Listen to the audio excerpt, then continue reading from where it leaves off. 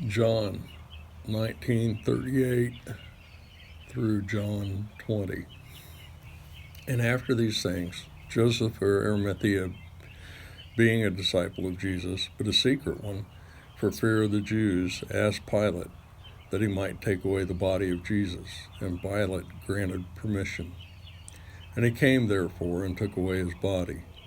And Nicodemus came also, who had first come to him by night, bringing a mixture of myrrh and aloes and about 100 pounds weight. And so they took the body of Jesus, bound it in linen wrappings with the spices, as is the burial custom of the Jews. Now in the place where he was crucified there was a garden, and in the garden a new tomb, which no one had yet been laid.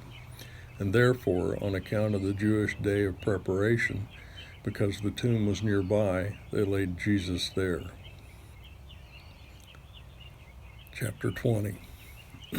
Now on the first day of the week, Mary Magdalene came early to the tomb while it was still dark, and she saw the stone had already been taken away from the tomb. And so she ran, and she came to Simon Peter and to the other disciples whom Jesus loved, and said to them, "They have taken away the Lord out of the tomb. We do not know where they have laid him." Peter therefore went forth, and the other disciple, and they were going to the tomb, and the two were running together. And the other disciple ran ahead, faster than Peter, and came to the tomb first. And stooping and looking in, he saw the linen wrapping lying there, but he did not go in. Simon Peter therefore also came, following him, and entered the tomb, and beheld the linen wrappings lying there, and the face cloth which had been on his head, not lying with the linen wrappings, but rolled up in a place by itself. Then it entered in, therefore, the other disciple also, who had first come to the tomb. He saw and believed. For as yet they did not understand the scripture, that he must rise again from the dead. So the disciples went away again to their own homes. But Mary was standing outside of the tomb weeping. And so, as she wept, she stooped to look in the tomb.